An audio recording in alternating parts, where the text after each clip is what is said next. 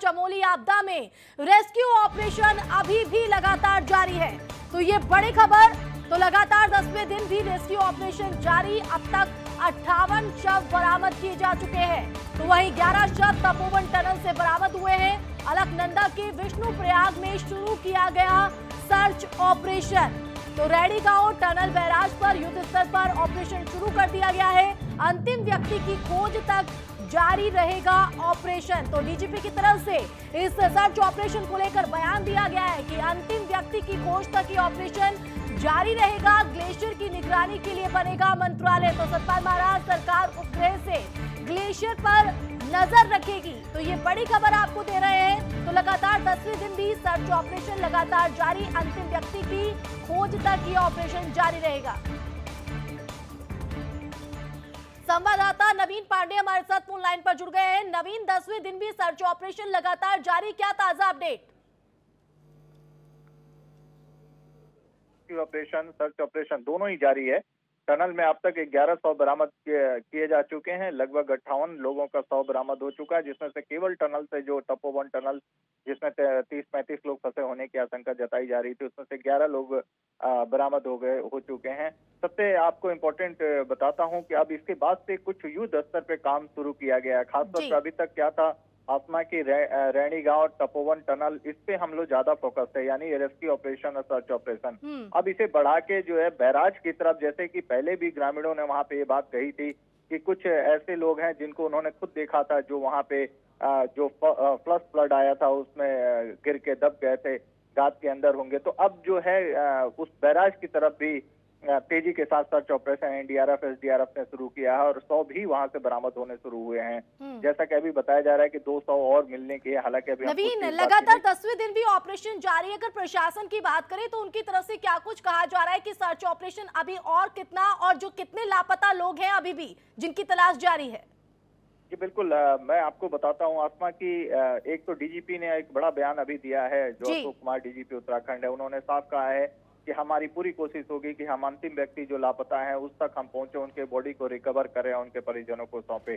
तो search operation में उन्होंने बहुत साफ कर दिया कि सर्च ऑपरेशन आने वाले 3-4 दिनों तक तो रुकने का कोई स्थिति है नहीं। और उसके बाद से उनकी कोशिश रहेगी कि वो निकाल के 100 जितने भी हो सकते हैं, या कोई अगर इस वर्ग के पास लाइव बचा हो, जैसे कि टनल में बात की जा रही है, तो उसको निकाल के फिर उसको रेस्क्यू करके, तो ये सब सारी चीजें हैं। तो इसका मतलब ये है कि 3-4 दिन तक रेस्क्यू ऑपरेशन आसमा जारी रहना है। दूसरी बात यह है कि चूंकि दिक्कतें थोड़ी सी ये आ रही हैं अभी भी कि जो गाद और पानी और कीचड़, ये सारी चीजें हैं, इससे काफी बड़े तादाद में जो है मलबा जमा हो चुका है। लेकिन फिर भी अब इस रेस्क्यू को शुरू किया गया है बैराज की तरफ। इसके अलावा एनडीआरएफ ने आज जो सबसे बड़ा काम शुरू किया है, अलकनंदा नदी, जो सबसे बड़ी नदी गंगा है, जो नीचे आके गंगा हो जाती है, उसमें विष्णुप्रयाग में सर्च ऑपरेशन शुरू किया है। क्योंकि ऐसी भी संभावना जताई जा रही है कि कुछ 100 वहां पे आपदा में फ्लड होने के बाद वहां पे पहुंचे होंगे, निकला गया।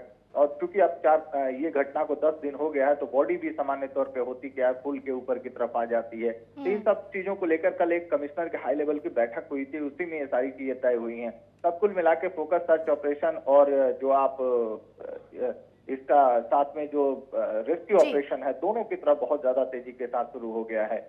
बिल्कुल नवीन, कहीं ना कहीं एक बहुत बड़ी चुनौती है और 10 दिनों से लगातार ये सर्च ऑपरेशन चल रहा है और बखूबी यहाँ पर किया भी जा रहा है। लेकिन अगर बात करें सतपाल महाराज की, तो उनकी तरफ से भी एक बड़ा बयान दिया गया। उनका ये कहना है कि अब ग्लेशियर की निगरानी के लिए अलग से मंत्रालय भी बनाया जाएगा, जो कि ग्लेशियर पर निगरानी रखेगी हर गतिविधि को लेकर, कि दोबारा इस तरह की जो घटना है ऐसे लोगों को अपनी जान ना गंवानी पड़े। तो इस वक्त सरकार और प्रशासन दोनों ही पूरी तरह से गंभीर नजर आ रहे हैं तमाम पहलुओं पर। जी बिल्कुल, आसमा, इसमें कोई दो राय नहीं है कि जिस तरीके से सरकार ने अपनी कवायद की है और इसके साथ में ही प्रशासन जिस तरीके से अपना वहां काम कर रहा है, rescue operation, search operation, NDRF वगैरह सभी लगे, जिसमें सभी लोग शिद्दत से काम कर रहे हैं, क्योंकि ये घटना ही ऐसी हुई आपदा।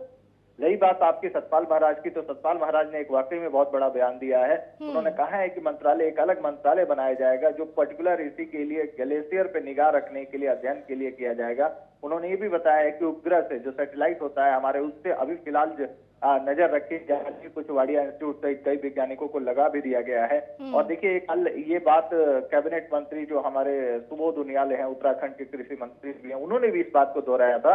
उन्होंने कहा था कि एक मंत्रालय की जरूरत है। हालांकि उन्होंने तो भारत सरकार और हिमालयी राज्यों तक की बात कही, बिल्कुल सही है। देखिए आज मैं आपको बताता हूँ कि ये स्थिति यहाँ हिमालयी राज्यों की नीति और तमाम चीजें योजनाओं को लेकर एक अलग मंत्रालय बनना चाहिए, ये बात अभी नहीं आ रही है, ये बात पहले से भी उठी आ रही है। लेकिन हर बार सरकारें जो है कभी न कभी इसको इग्नोर कर देती थी, या आप कहिए कि जो भी ठंडे बस्ते में डाल देती थी। बिल्कुल, और जाहिर तौर पर अब ये गंभीरता शायद पहले दिख जाती तो शायद इतना बड़ी जो आपदा हुई है इसको रोका जा सकता।